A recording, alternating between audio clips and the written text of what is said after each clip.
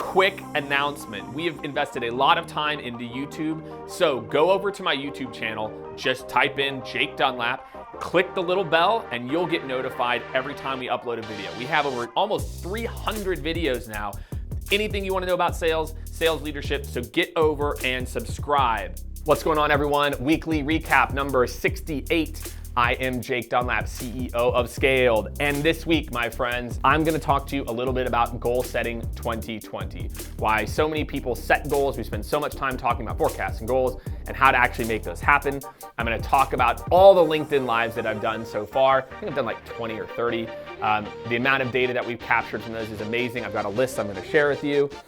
Some hiring and culture news I think is important. Dealing with clients' budgets, how to get over that at the end of the year, and so much more.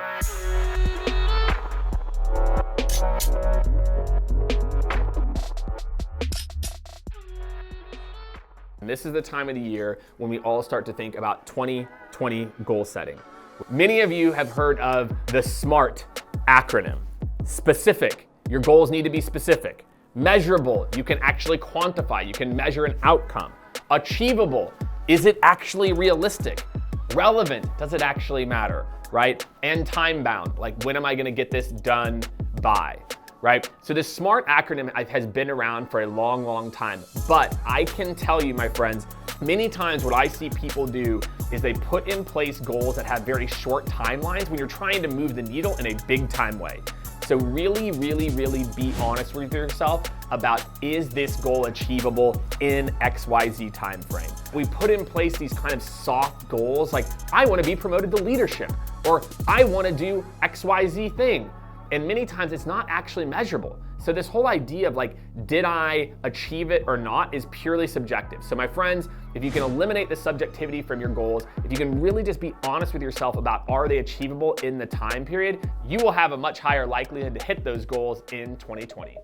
All right, my friends, this week in Awesome, I'm talking about LinkedIn Live. If you follow me every Monday at 12 or 1 Eastern, I'm dropping a LinkedIn Live. Just had this amazing gentleman on talking about government spending. Go check it out for Monday. I'm telling you, it will blow your mind. If you're wanting to know about selling to the government, you're gonna love it. Check the link in the comments and you'll be able to find a link to all the LinkedIn Lives that we've done over the last few months. It's an amazing opportunity for you to go in, hear from some amazing CEOs, sales leaders, and really get a sense for all the different LinkedIn Lives and people that we've featured. Enjoy. All right, my friends, this week's in the news, we are talking about personality tests in the workplace.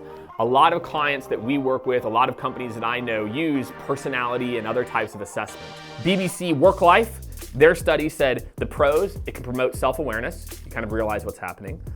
It can improve communication. Here's how I prefer to communicate. Maybe I subconsciously or consciously. Courtney on my team likes to tell me all the time about my subconscious communication tics and advice giving that I like to do. It can offer valuable insights to a candidate's character, right? Some things that they tend to lean toward. But the critics say they might be created by people who don't actually know what they're talking about. People that might have certain implicit or explicit biases, right?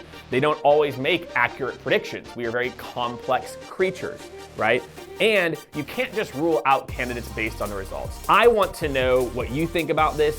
What are your thoughts on personality tests? How do you make it applicable? My advice is you use it as a data point in the process. I'm a big fan, look, more data the better. Just like how I want to talk to your previous bosses.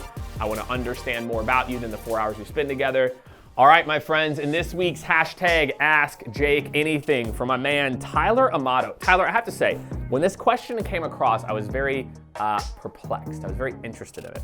Tyler's question, and Tyler, you may or may not like the answer. I can't promise, okay? How do you deal with prospects that have too much budget, right? Like they would rather go with a name brand solution service that charges 30% more because of their reputation. I think there's a saying from Picasso. What's the saying? Someone goes up to Picasso and says, oh my gosh, you're Picasso, can I have a drawing? And he scribbles something on a napkin and says, that'll be $1 million. And she's like, what? It took you 2 seconds. And he's like, no, it took me 50 years. Okay, that's the one. Why that matters to you, Tyler, is, my friend, there is so much more that goes to building that brand and making it actually worth it. I know we all in sales, we like to think we're the best solution, we've got the best service, etc. But there is a reason, and it could be, look, man, There's certain parts of the text that might work better. There's certain parts of the service. So I've never heard it phrased this way about having too much budget. To me, look, if they've earned the right to charge it, there could be very valid reasons. I never assume that someone is charged more, that the reason they charge more to me is that they're overpriced. I assume for whatever reason, they think that they're adding value the same way that I do. The market actually dictates price. And so for all my friends out there, I encourage you to think of the Picasso piece, that if you're going head to head, there's a reason that they can charge more. There's a reason they're going to position against you. So what can you position against? That's what I'd be focused on. How can I make sure that, look, forget price. Yeah, they're more expensive and sure, we're a little cheaper, but here's actually why we're better. It's price plus benefit. That is this week's Ask Jake Anything. If you have a question, just hashtag Ask Jake Anything, and I will do my best to get to your question next week. All right, my friends, in this week's Get It Done section, we are talking about goal setting 2020. I gave you a few of my tips earlier in the video talking about how to make goals more actionable. So my biggest takeaway for you is to write down 3 goals. Don't try to boil the ocean. Make sure they're measurable and achievable, right? Make sure it's not too qualitative. Make sure you really are honest with yourself about where you're at. Write down 3 goals. Email me or share your goals with the world. My friends, that makes a massive impact. There's tons of psychology around it. So drop your goals in the comments so we can all help you get it done, my friends. Weekly recap number 68. I'm out.